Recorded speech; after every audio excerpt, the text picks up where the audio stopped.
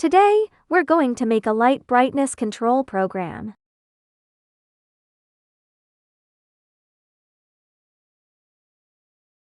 Step 1. Open the downloaded micro.bit project.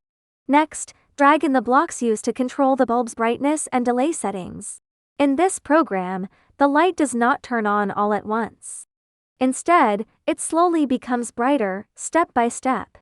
When the program starts, the light begins to brighten gradually.